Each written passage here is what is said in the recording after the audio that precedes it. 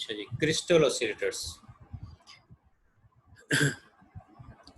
इसमें जो basic concept use होता है क्रिस्टल ऑसिलेटर में वो है पीजो इलेक्ट्रिक इफेक्ट का। ये भी आपने पहले कभी सुना हो या ना हो। इसमें यह है कि क्रिस्टल को अगर हम थोड़ा मैकेनिकली उसको लेट से प्रेस करें तो हमें आउटपुट वोल्टेज मिलते हैं, या उसको वोल्टेज दें तो जो क्रिस्टल है वो मैकेनिकली डिस्टर्ब होगा। ये इसका बेसिक कॉन्सेप्ट होता है। ये लपक ने ऐसा क्रिस्टल बनाया। A crystal oscillator is basically a tuned circuit oscillator using a piezoelectric crystal. Crystal का क्या नाम है? Piezoelectric crystal. और जो इफेक्ट होता है इसको पीजोइलेक्ट्रिक इफेक्ट कहते हैं। Has a resonant tank circuit, यानी ये खुद ही एक रेजोनेंट टैंक सर्किट बनेगा, एलसी सर्किट बनेगा। ठीक है। The crystal usually that is called quartz has a greater stability in holding constant at whatever frequency the crystal is originally cut to operate. यानी जिस फ्रिक्वेंसी के ऊपर भी वो ऑपरेट करने के लिए कट किया गया है तो वो उसको कांस्टेंट रखता है। ये वहाँ पे यूज़ होते हैं where great stability is required such as communication transmitters and receivers. तो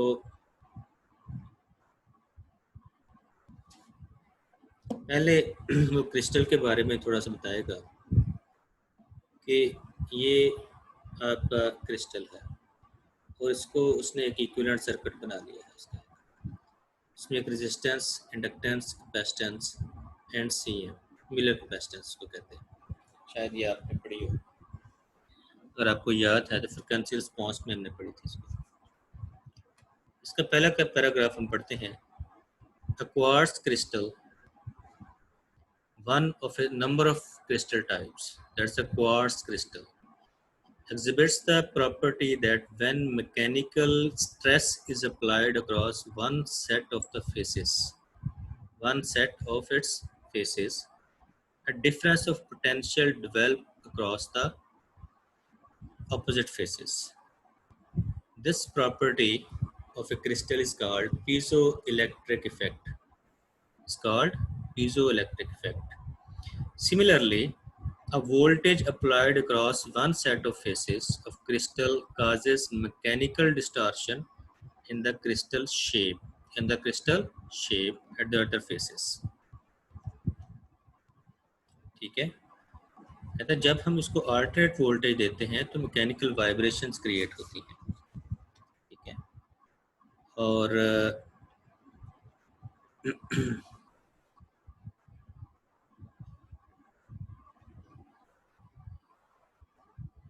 the inductor L and the capacitor C represents the electrical equivalents of crystal mass and compliance.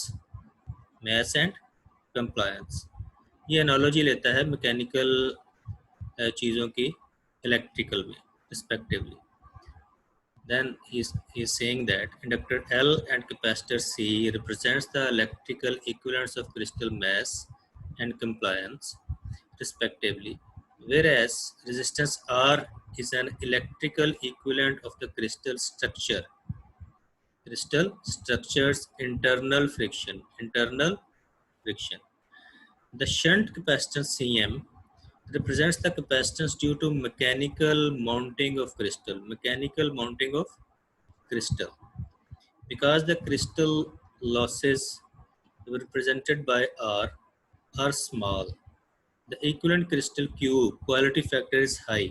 कहते हैं इसका क्वालिटी फैक्टर हाई होता है, typically 20,000. Values of Q up to almost 10 raised to 6 can be achieved by using crystals. ठीक है। Next जो है, अगर आप इस चीज़ को समझ लेंगे, ये जो चीज़ है ये समझने वाली है थोड़ी सी, इसको समझ लेंगे तो बाकी सर्किट्स आपके लिए कोई इशू नहीं होगा कि ये कौन सा सर्किट इस्तेमाल हुआ।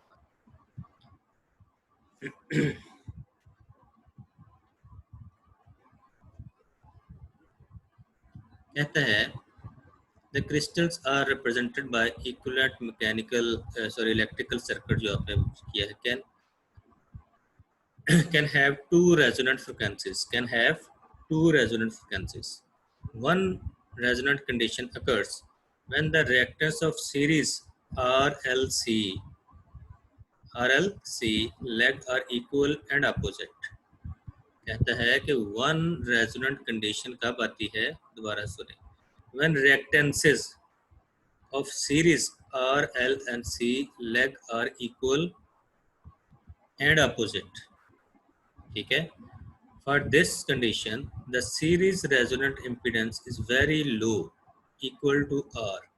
कहते हैं इस कंडीशन में सीरीज रेजोनेंट इम्पीडेंस जो है वो कम होती है। The other resonant condition occurs at a higher frequency when the reactance of series resonance leg equals the reactance of capacitor Cm।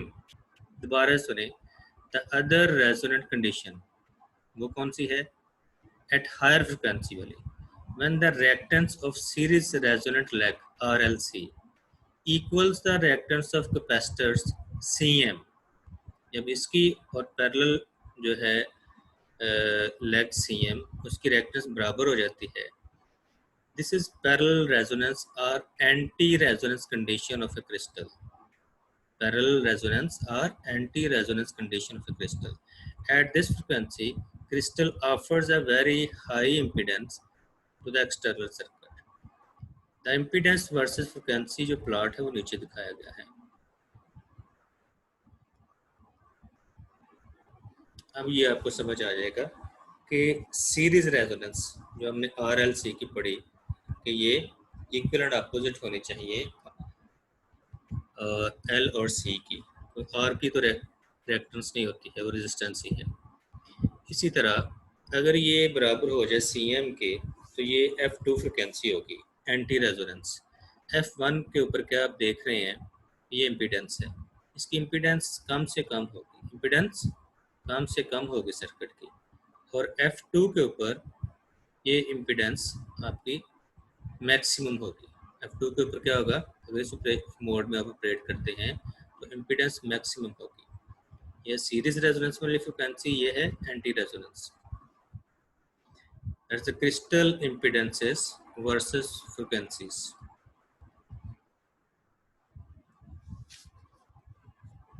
ये सीरीज रेजोनेंस सर्किट है।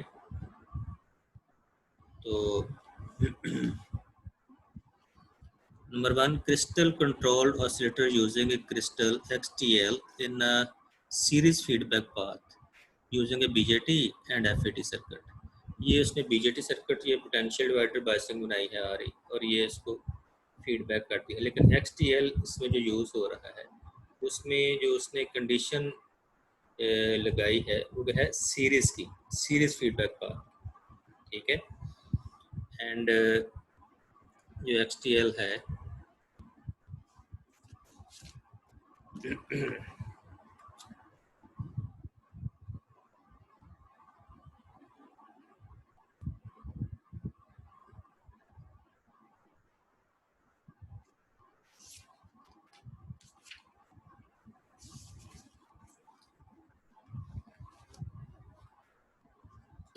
चलिए थोड़ी सी वर्किंग में आपको इसमें बता देता हूँ। कहता है R1, R2, R3 voltage divider biasing है BJT में। CE provides AC bypass और RFC coil provides DC bias for DC bias while decoupling any input signal। मैंने पहले भी आपको बताया। The voltage feedback from collector to base is maximum when the crystal impedance is minimum। Minimum कब है impedance, जब ये सीरीज रेजोनेंस मोड में है। किस मोड में है, सीरीज रेजोनेंस मोड में है। तो क्या होगा, the voltage feedback from collector to base, collector to base जो वोल्टेज फीडबैक हो रही है ये मैक्सिमम होगी। The coupling capacitor CC has a negligible impedance.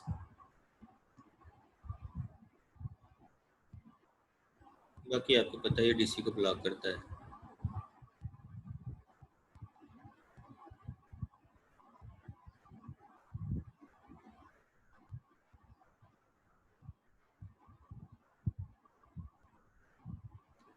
ये देखें, कहता है changes in supply voltage, transistor device parameters and so on, कोई भी आप चेंज कर दें, have no effect on the circuit operating frequency।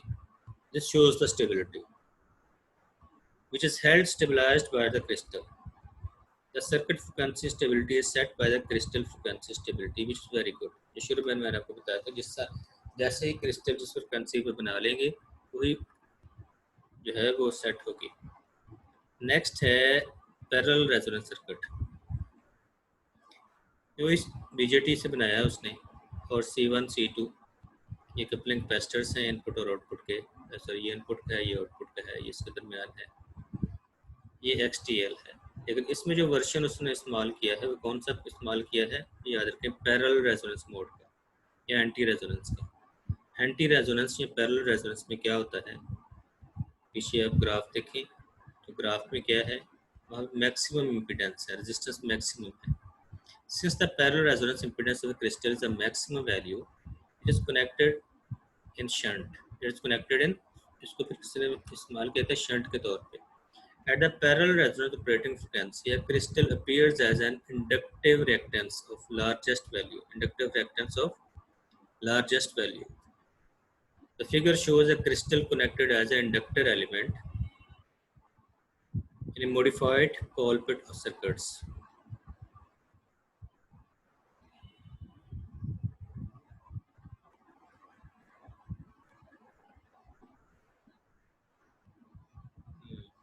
ये नेक्स्ट अब देखते हैं। ये Miller crystal controlled oscillator circuit is shown in figure 14.35. A tuned LC circuit in the drain section is adjusted nearby the crystal parallel resonance frequency.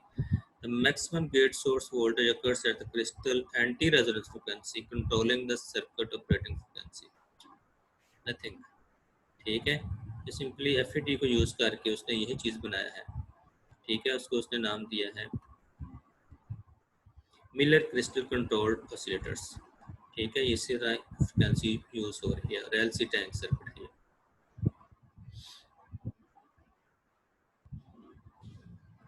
और इसकी जो frequency है वो कहता है कि इस adjusted near the crystal parallel resonance frequency के बराबर सेट की जाती है।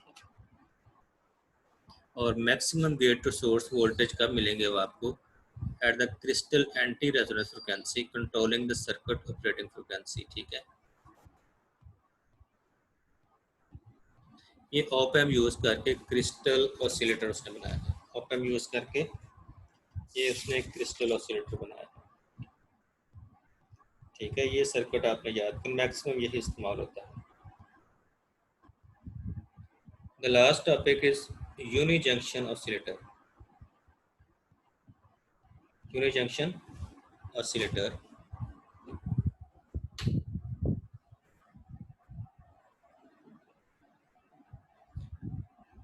a particular device, a unijunction transistor, can be used in a single stage oscillator.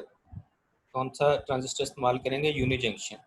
ठीक है, not a bi junction.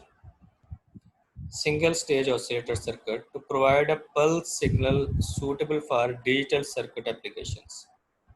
The unijunction transistors can be used in what is called relaxation oscillator. इसका नाम क्या होगा, relaxation oscillator, as shown by the basic circuit of figure 14.37.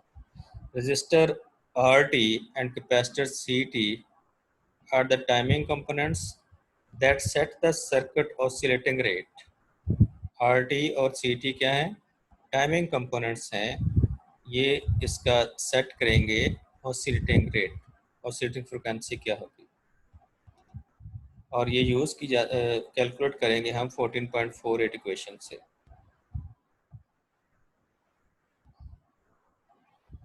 तो इसमें जो ईटा है वो क्या है, intrinsic stand off ratio as a factor in addition to RT, and usually its value is 0.4 to 0.6 using a value of 0.5. ये अगर 0.5 value इस्तेमाल करता है then F is equal to F naught is equal to 1.5 over RT and CT। कहता है capacitor CT is charged through resistor RT, capacitor CT is charged through resistor RT towards supply voltage VBB, towards supply voltage VBB इतने charge हो जाएगा।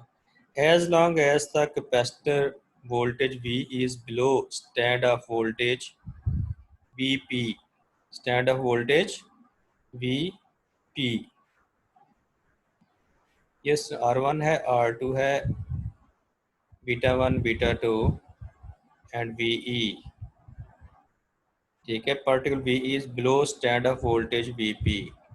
ये VP stand of voltage है, जब इससे बढ़ जाते हैं, ये देखें, अभी नीचे बताता हूँ आपको। As long as the capacitor voltage VE is below standoff voltage set by the voltage across B1 minus B2 and the transistor standoff ratio eta is equal to VP। अब कैसे कैलकुलेट करेंगे? eta VB1 VB2 minus VD। The unijunction emitter lead appears an open circuit। The unijunction emitter lead जो है वो क्या है? An open circuit। ये ऐसे अपीयर होती है, जो मीटर है ओपन सर्किट है। When the emitter voltage across the capacitor CT exceeds this value VP, the unijunction circuit fires। कहता है यूनिजंक्शन सर्किट जो है फायर करता है, जब ये एक्सीड हो जाता है ऐसे फायर करता है, ये जो बताई गई है। ये E मिनिमम है और ये VP के बराबर है, ये उससे ज़्यादा है, जो VE है आपके, ये वाले voltage.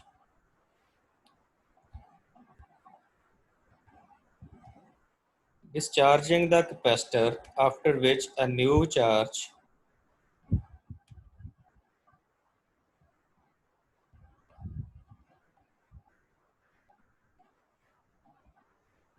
cycle begins. When the unijunction fires, a voltage rises is developed across R1 and a voltage drop is developed across R2 as shown in figure 14.38। इसमें जो बताया गया।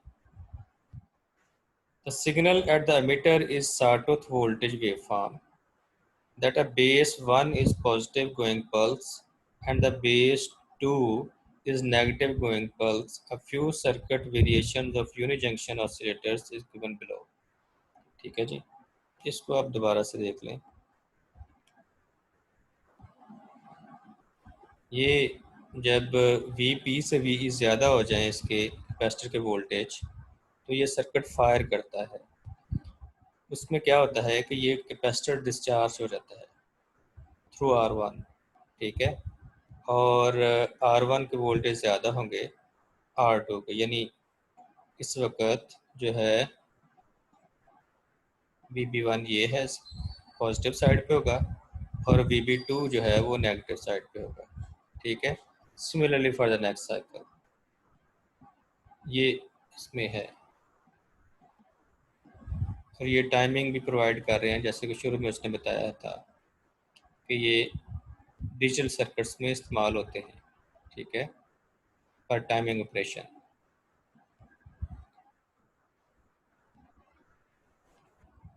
ये सम यूनिजंक्शन ऑसिलेटर्स सर्किट्स कॉन्फ़िगरेशंस हैं, वो FET को इस्तेमाल करते हुए, ठीक है। और ये ज़रूरी नहीं है आप याद करें, लेकिन ये चीज़ आप कर लीजिएगा। तो ये थोड़े से बोरिंग और याद करने वाले हैं, इसलिए आपको इसमें एक्सरसाइज नहीं दी जाएगी, सिर्फ इसी को अच्छी तरह कर लें कि ये ऑसिलेटर्स क्या होते हैं। ठीक है जी, थैंक यू।